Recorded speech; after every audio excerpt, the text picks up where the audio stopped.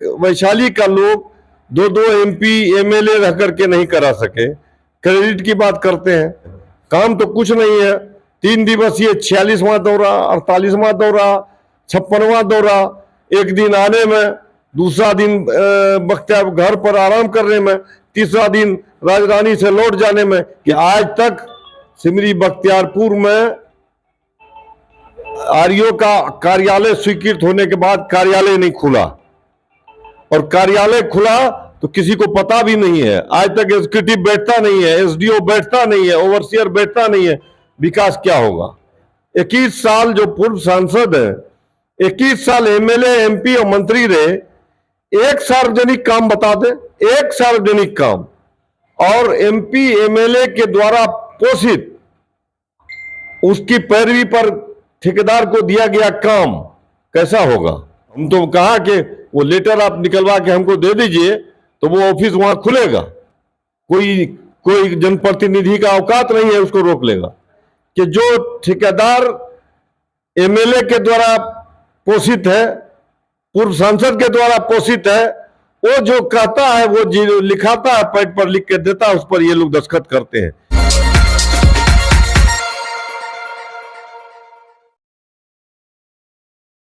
नमस्कार, मैं हूं आकिब जावेद और आप देख रहे हैं द बॉस न्यूज। अभी मैं सिमरी बख्तियारपुर में मौजूद हूं और हमारे साथ सिमरी बख्तियारपुर के पूर्व विधायक यहां पर जफर आलम मौजूद हैं। इनसे बात करके जानने का प्रयास करेंगे कि सिमरी बख्तियारपुर में जो क्रेडिट का खेल खेला जाता है, क्या वो बंद नहीं होना चाहिए?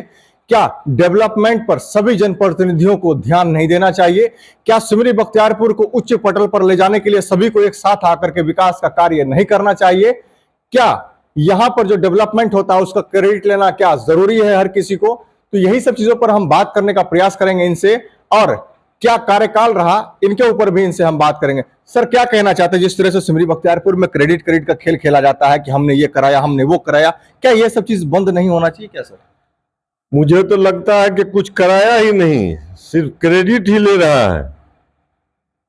एक भी रोड, जितनी रोड का शिलान्यास या उद्घाटन इन लोगों ने किया है, वर्तमान विधायक या पूर्व सांसद ने जितना बोर्ड लगा है, सब मेरे द्वारा कराई गई रोड है, जिसका गवाह मेरा लेटर पैड है, जिस पर हमने 58 योजना स्वीकृत कराई थी और सबका सर्वे कराया था। जितनी ट्रेन बख्तियारपुर में चली, सब मेरे द्वारा अनुशंसा पर चली और मैंने सबका स्टॉपेज कराया। एक वैशाली का मैं नहीं करा सका, चूंकि मैं उस वक्त रेलवे जोन के मेंबर से मैं हट गया था। और एक वैशाली का लोग दो दो एमपी एमएलए रह करके नहीं करा सके। क्रेडिट की बात करते हैं, जितना भी रोड पर हमारे बनवाए, जब जो इसके कार्यकाल में शुरू भी नहीं हुआ, उस रोड का भी क्रेडिट ये ले रहे हैं। अब इसका क्या जवाब है? काम तो कुछ नहीं है। 3 दिवसीय 46वां दौरा, 48वां दौरा, 56वां दौरा, एक दिन आने में, दूसरा दिन बख्तियार घर पर आराम करने में, तीसरा दिन राजधानी से लौट जाने में, ये 3 दिवसीय दौरा है। ये जो अभी इलेक्शन हुआ लोकसभा का, दो में चाहे विधायक हो या सांसद हो, किसी ने एक गांव का दौरा क्या? किसी ने किसी एक वोटर से वोट मांगा क्या? क्योंकि ये लोग वोट मांगने के हकदार भी नहीं है, वोट मांगने के लायक नहीं है। इनके कहने से वोट भी नहीं देगा लोग, क्योंकि इन लोग की मक्कारी को समझ गया है। 21 साल जो पूर्व सांसद है, 21 साल एमएलए एमपी और मंत्री रहे, एक सार्वजनिक काम बता दे, एक सार्वजनिक काम। 4 साल होने जा रहा है एमएलए को, एक सार्वजनिक काम। अभी एक रोड विधायक फंड से बनी थी, मुख्यमंत्री क्षेत्रीय विकास योजना से विधायक की अनुशंसा पर, सोनपुरा नहर का, वो रोड क्षतिग्रस्त हो गई। इसका ठेकेदा मर रहे हैं सिंचाई विभाग पर। इसलिए मर रहे हैं कि जो ठेकेदार एमएलए के द्वारा पोषित है, पूर्व सांसद के द्वारा पोषित है, वो जो कहता है, वो लिखाता है, पैड पर लिख के देता है, उस पर ये लोग दस्तखत करते हैं। ये लोग कठपुतली है, काठ की मूर्ति है, न कुछ काम आता है न करना आता है। मैंने कहा कि एक क्रेडिट बता दे, 10 साल एमपी रहे, एक वैशाली को नहीं रोकवा सके। क्या बात करते हैं? विकास पुत्र का बोर्ड लग रहा है सर, क्या बात कर रहे हैं आप? विकास पुत्र का लगाने का अपने मन मियां मिट्ठू बनना तो अलग बात है। मैं दावे के साथ, गवाह के साथ कहता हूं कि डेंगराही पुल, घोकसम पुल, दोनों के लिए मैंने माननीय मुख्यमंत्री जी से समय लेकर के मुलाकात किया।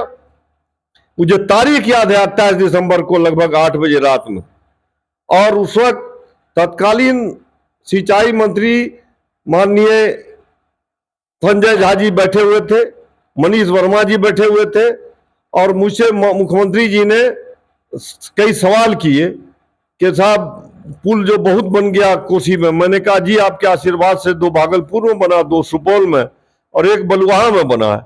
बलुआहा से डुमरी की पूरी 100 किलोमीटर है।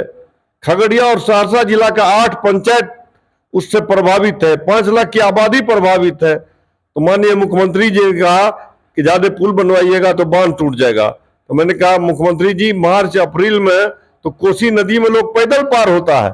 तब उन्होंने मेरा आवेदन लेकर के और संजय झा जी को दिया, और हमने अपने समय में ही डीएम से कह करके इसका डीपीआर बनवा करके और हमने पुल निर्माण निगम को भिजवाने का काम किया था।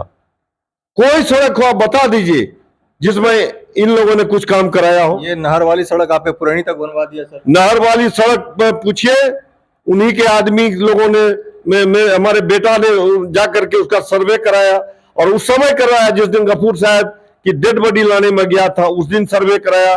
3 इंजीनियर की टीम आई थी पटना से, और उसने सर्वे के लिए मुझे कहा कि किसी आदमी को दिया जाए। तो मेरा बड़ा बेटा था और पुरैनी के लोग थे और लोग थे जो जाकर के सर्वे कराया। मैंने ये नहर NH 107 से नहर होते हुए, पुरैनी होते हुए, घोड़दौड़ होते हुए महादेव स्थान तक कराने का काम किया। एक रानी बाग मस्जिद चौक से लेकर के पुरैनी कराने का काम किया। एक रेलवे के दक्षिण ढाला से पुरैनी कराने का काम किया।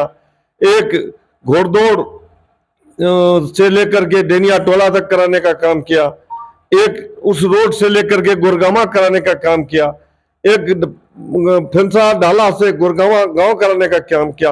एक फिंसा ढाला से शर्मा टोला कराने का काम किया। बलुआ पार में रोड बनवाने का काम किया। सारा रोड का काम मैंने किया। सोनपुरा में कराया, सोनबरसा जो है सोनपुरा से सोनबरसा करवाया, सोनपुरा में नहर पर करवाया। जितनी रोड मैंने करवाया उसका क्रेडिट ले रहे हैं। बड़ा एक बोर्ड टांग दिया। जनता भी यहाँ की इतनी भोली भाली है कि उसके बहकावे में आ जाती है। वो तो कहा, किसी ने, सुकरात ने कहा था कि झूठ को 100 बार बोलो, इतनी बार बोलो कि वो सच हो जाए। यही बात है, यही हाल है। तो यहां तो यह है कि एक काम नहीं किया, विकास पुत्र का, विकास पुरुष का बोर्ड लगा रहे हैं। एक काम बता दे जो किया हो, और जाके देखे हमारा लेटर पैड पर, हमारे लेटर पैड पर मंत्री ने भेजा, और इससे हमने सर्वे करवा करके सबका रोड का भेजा। तीनों ब्लॉक के लिए 9 इंजीनियर आए थे, 3 बख्तियारपुर के लिए, 3 सलखुआ के लिए और 3 महसी के लिए, और मैंने सारे रोड का सर्वे करा करके भेजवाने का काम किया। अच्छा सर, जो चीज हो रहा है उसका क्रेडिट लेने के लिए तो होड़ मचा हुआ है। सभी लोग लेटर पैड जारी करते हैं, बड़े बड़े होर्डिंग लगाते हैं और मीडिया में बयान देते हैं, लेकिन सवाल यह है कि अगर सिमरी बख्तियारपुर के अंदर कोई विकास नहीं हुआ, चाहे वो लाइब्रेरी का हो या फिर पार्क का हो या फिर सड़क का हो या टूटी सड़क हो या फिर जो भी चीज हो, या कोई इंडस्ट्री नहीं लग पा रही है अभी तक, युवाओं के लिए कोई काम नहीं हो पा रहा है, तो क्या कहना चाहिए सर, इसका जिम्मेदार कौन होगा सर? इसका जिम्मेदार जो क्रेडिट लेता है वही ना होगा। आज 1957 से इन्हीं लोगों के इर्द गिर्द सत्ता घूम रही है। आप एक प्राइमरी स्कूल बता दिए जो इन लोगों ने करवाया हो। मेरे पिताजी ने इस्लामिया हाई स्कूल कायम किया, मैंने सिद्दीका गर्ल्स हाई स्कूल कायम किया, मैंने कंप्यूटर सेंटर कायम किया, मैंने इस्लामिया हाई स्कूल में इंटर करवाया। सिमरी बख्तियारपुर के सभी, सिमरी बख्तियारपुर, सलखुआ और महसी के सभी विद्यालय को मैंने +2 का दर्जा दिलाने का काम किया। और मैंने संस्कृत विद्यालय महसी का 2 कमरे का भवन निर्माण कराया। ये 10 साल से रह करके क्या करवा दिए? क्रेडिट लेने के बाद क्यों नहीं गए वोट मांगने के लिए? जनता से, पार्टी के लिए क्यों नहीं वोट मांगने गए? राष्ट्रीय उपाध्यक्ष बन गए, क्यों नहीं वोट मांगने गए? जाना चाहिए ना। आज शर्म करना चाहिए कि एमएलए एमपी दोनों आरजेडी का रह करके और यहाँ से आरजेडी का कैंडिडेट, आरजेडी अलायंस का कैंडिडेट हार गया। बड़े दुख की बात है। और एक सीट हम लोग मानते थे यही सीट जीत रही है। प्रेस कॉन्फ्रेंस कर देने से, तेजस्वी यादव के मंच पर जाकर के फोटो खिंचवा लेने से वोट बनता है क्या? वोट बनता तो लालू जी के आने से, तेजस्वी जी के आने से ही वोट हो जाता। वो भी वर्कर को आह्वान करते हैं कि क्षेत्र में जाकर काम करो, वोट मांगो, तब जाके वोट होता है। नेता तो मैसेज देके चले जाते हैं कि मैं इनकी मदद कर रहा हूं, ये हमारे आदमी है, इनको मदद करो, और उसके बाद वर्कर, उसके बाद जो लोकल लीडर होता है वो वोट मांगता है। क्या वोट मांगता है? आज देख लीजिए ब्लॉक की स्थिति, अंचल की स्थिति, परियोजना की स्थिति, आंगनबाड़ी के जो है सीडीपीओ की स्थिति, पुलिस की थाने की स्थिति देख लीजिए क्या है। बगल में, थाना के बगल में आत्महत्या, ये मर्डर हो रहा, थाना के बगल में किडनैपिंग हो रहा, कहाँ क्या हो रहा? सर कमी कहाँ पर रह रही है, ये बताइए। है? कमी कहाँ पर रह रहा है? कमी पर यह रहा कि जो नेतृत्व जो बगैर देखे सुने टिकट देता है, और जनता भोली भाली है इन लोगों के बहकावे में, चाहे पैसे पर हो चाहे जैसे हो, बहकावे में आकर के वोट दे करके अपना क्षेत्र खराब करती है, क्षेत्र का विकास रोकती है। आज तक तो एक प्राइमरी स्कूल नहीं बना सके। बात करते हैं स्कूल की या कॉलेज की, कहाँ विकास किया बतावे न? डिग्री कॉलेज उन्होंने बनवा दिया। हाँ, बहुत बनवा दिया। बता दीजिए कि क्या क्या कहते हैं, आज तक सिमरी बख्तियारपुर में एक प्राइमरी स्कूल बना हो? अनुमंडल की बात करते हैं, बताइए। आज तक क्या नाम है, एक क्या नाम है, हॉस्पिटल में लेडी डॉक्टर नहीं थी। हमने मुख्यमंत्री जी से कह करके, मंत्री जी भी मौजूद थे, विधानसभा अध्यक्ष मौजूद थे, उनके सामने में मैंने मुख्यमंत्री जी से कहा, और मुख्यमंत्री जी ने आदेश दिया कि वहां एक लेडी डॉक्टर को परमानेंट कर दीजिए, डिप्टेशन से तोड़ दीजिए। तब वो डिप्टेशन टूट करके एक लेडी डॉक्टर वहां है। क्या किया है इन्होंने? झूठ मूठ का, इलेक्शन का वक्त आएगा तो आप घूमना शुरू कर दिए। तेजस्वी यादव का फटकार पड़ा है कि टिकट नहीं मिलेगा, आपके यहाँ से हार हुई है, तो अब घूम रहा तो जनता भी वैसा जवाब दे रही है। एक रोज आध रोज किसी गांव में जाता है, जनता का फटकार सुन लेता है तो वापस घर आता है। क्या लगता है? एक कार्यकर्ता साथ में नहीं होता है, एक वर्कर नहीं साथ में होता है। एक जो प्रतिनिधि है, एक जो अध्यक्ष है, वही साथ में होता है, और दो चार नए लड़का को साथ करके अपना मेजोरिटी दिखाने का प्रयास करता है। बर्बाद हो गया सिमरी बख्तियारपुर। क्या लगता है सर, सिमरी बख्तियारपुर में जिस तरह से सभी तो क्रेडिट कर रहे हैं सर, लेकिन क्या सभी जनप्रतिनिधि को एक साथ आकर के क्या सिमरी बख्तियारपुर को उच्च पटल पर ले जाने का प्रयास नहीं करना चाहिए सर? बिल्कुल करना चाहिए। आप उनसे पूछिएगा कि आपके इर्द गिर्द 1957 से सत्ता आ रही है, और उसी स्टेशन से आप शर्मा चौक होकर के घर जाते हैं। स्टेशन से जो अभी रोड बनी है जासो फैक्ट्री तक, शर्मा घोड़ा के फैक्ट्री तक, जो ब्लॉक तक थी, वो किसने बनवाया?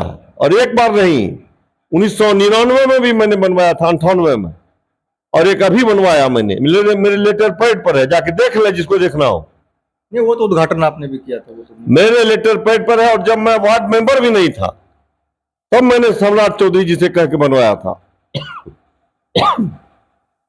तो ये विकास का नाम पर जनता को ठगते हैं, जनता को आश्वासन देते हैं कि हम ये कर देंगे, वो कर देंगे, ये करा दिया, वो करा दिया। जो ये रेल का स्टेशन बन रहा है, चाहे वो डिग्री कॉलेज बनेगा, ये सरकार की पॉलिसी, केंद्र सरकार और राज्य सरकार की पॉलिसी का नतीजा है कि ये बन रहा है।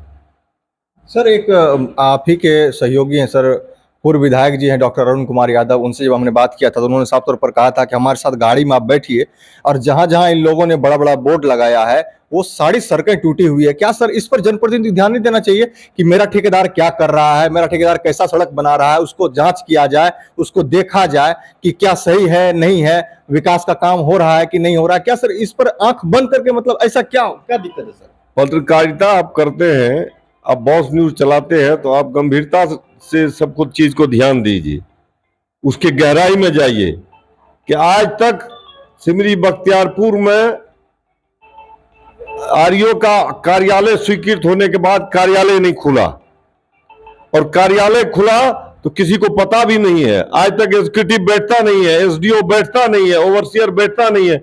विकास क्या होगा? और एमपी एमएलए के द्वारा पोषित उसकी पैरवी पर ठेकेदार को दिया गया काम कैसा होगा?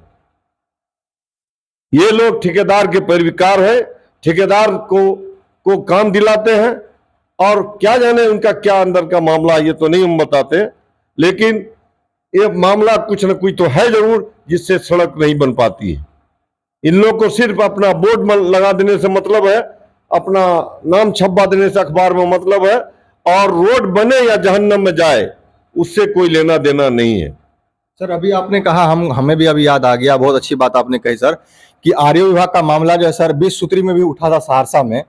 उस समय में सर कहा गया था कि कहां पर आरईओ विभाग का ऑफिस है सर, लेकिन कहीं किसी ने नहीं कहा कि कहां पर है। यहाँ सिमरी बख्तियारपुर में सारा सरकारी आवास रहने के बावजूद भी एक छोटा सा कोठरी में सर सरकारी वो आरईओ विभाग का ऑफिस चल रहा है। सर क्या मजबूरी हो सकती है?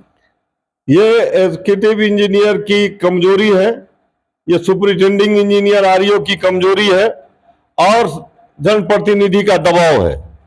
आप जानिए कि जो पूर्व अनुमंडल कार्यालय था, जिसमें अनुमंडल अधिकारी और डीसीएलआर का पूरा काम चलता था, वो बिल्डिंग इसको अलॉट की गई आरईओ विभाग को अपना प्रमंडल चलाने के लिए, अपना डिवीजन चलाने के लिए। लेकिन क्या कमजोरी है और क्या मजबूरी है आरईओ के एग्जीक्यूटिव की और सुपरिटेंडिंग इंजीनियर की, मैं नहीं बता सकता कि उतने बड़े कार्यालय को छोड़ करके वो एक क्या नाम है, छोटे से मकान में चला रहा है। ये भी एक जांच का विषय है, ये भी एक महत्वपूर्ण बिंदु आपने उठाया है। इसकी जांच होनी चाहिए कि क्यों नहीं खुला।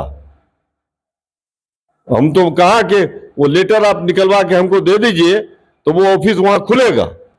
कोई जनप्रतिनिधि का औकात नहीं है उसको रोक लेगा। आप मुझे चिट्ठी दीजिए, मैं उसको करवाऊंगा, और मैं तो अभी सब काम करवा दूंगा, अभी भी सिस्टम भी ठीक कर दूंगा, लेकिन वही बोर्ड लगाने के लिए पहुंच जाएगा। तो बोर्ड जो लगाता है उसी को क्रेडिट लेने के लिए पहुंच जाता है, तो उसी को काम भी कराना चाहिए। एक किरानी सुनता है क्या? एक पंचायत सचिव सुनता है क्या? एक रोजगार सेवक क्षेत्र में रहता है क्या? एक पीओ रहता है क्या? एक काम हो रहा है क्या? एक तालाब में पानी है क्या? जितना तालाब खुला गया है बनवान प्रखंड में, एक का भी कहीं पानी देखिएगा आप क्या? और बैठा बैठा पीओ सहरसा से चेक देता है, 45% कमीशन लेता है। बहुत गंभीर मामला है, इस पर क्या विचार कीजिएगा? पूछिएगा ना जो नए अभी वर्तमान में प्रतिनिधि है कि आपके बनने के बाद भी कभी कोई काम हुआ क्या? एक भी काम दिखलाइएगा। मैं तो गवाह देता हूं तत्कालीन क्या नाम है सचिव मनीष वर्मा को, संजय झा जी तत्कालीन सिंचाई मंत्री को, और तत्कालीन जिला पदाधिकारी को, जिसके द्वारा हमने डीपीआर बनवा करके उसमें पुल निर्माण निगम में भिजवाया था, मेरे ही लेटर पर भिजवाया गया था। तो माल महाराज का मिर्जा खेले होली, काम कराने के लिए कुछ नहीं, क्रेडिट लेने के लिए। इलेक्शन आ रहा तो क्या नाम का है, कह रहे कि हम करवा दिया, लोग को कह रहे कि आओ हमारे पास योजना देंगे, तुम हमारे साथ आओ, योजना देंगे तुमको, तुम मेरे साथ रहो।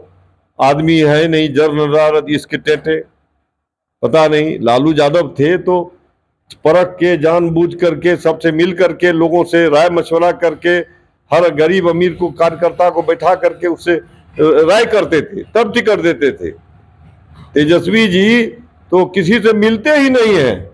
जब नेता से नहीं मिलते हैं तो कार्यकर्ता से क्या मिलेंगे? तो अंधी नगरी चौपट राज, टके से खाजा टके से बाज, वही बात है।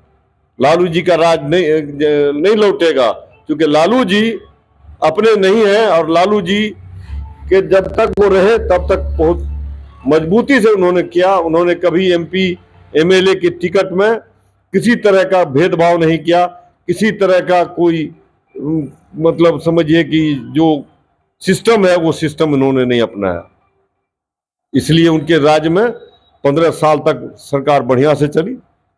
उसके बाद 4 साल केंद्र में भी रहे, 5 साल, इसलिए अब वो राज नहीं लौटने वाला है। चूंकि देखिए 3 ठो एमएलए इन्हीं का भाग गया, कहाँ वो जदयू के एमएलए को ला रहे थे, अब वो भाग गया। आज पप्पू यादव, करैया, शहाबुद्दीन की वाइफ, इन लोग के साथ बर्ताव अगर सही हुआ होता 10 से 15 सीट और बनती बिहार में। न अररिया हारता, न मधेपुरा हारता, न खगड़िया हारता, न सीवान हारता, न छपरा हारता, न महाराजगंज हारता, न गोपालगंज हारता, ये सब सीट जीतता। न मधुबनी हारता, न झंझारपुर हारता। टिकट देने में ही यहाँ बहुत गड़बड़ी है, बहुत गड़बड़ी। कार्यकर्ता को पूछा नहीं जा रहा, अनजान आदमी को, जिसको चेहरा लोग नहीं कोई देखा, उसको टिकट दे दिया जाता है। टिकट देने में अंतिम समय में टिकट दिया जाता है, जो क्षेत्र भी नहीं घूम पाता है, कहां से उसको वोट मिलेगा? इसलिए ये नतीजा तो देखना पड़ेगा। जी, तो आपने सुना, साफ तौर पर इनका कहना है कि जो सिमरी बख्तियारपुर का विकास है कहीं ना कहीं वो रुका पड़ा हुआ है और सभी को साथ आकर के विकास करने की जरूरत है। दरअसल ये क्रेडिट का खेल बंद होना चाहिए और सिमरी बख्तियारपुर कैसे उच्च पटल पर पहुंचे इसका ध्यान और चिंतन करने की जरूरत है। जितने भी लोग हैं, साथ ही साथ इनका यह भी कहना है जो सिमरी बख्तियारपुर में आरओ विभाग का परमंडलीय ऑफिस है, ये जांच का विषय है कि इतना सरकारी ऑफिस रहने के बावजूद, इतना कमरा खाली रहने के बावजूद एक प्राइवेट मकान में परमंडलीय ऑफिस चल रहा है और वहां कोई ऑफिसर नहीं रहते हैं, सिर्फ 4th ग्रेड के स्टाफ वहां पर मौजूद रहते हैं। तो ये भी एक जांच का विषय है। इन्होंने कहा है कि हम लेटर निकाल करके हम आगे कार्रवाई करेंगे और उसको जल्द हम परमंडलीय ऑफिस को सिमरी बख्तियारपुर में लाने का काम करेंगे। ऐसे ही खबरों को देखने के लिए आप बने रहे हमारे साथ और देखते रहें द बॉस न्यूज।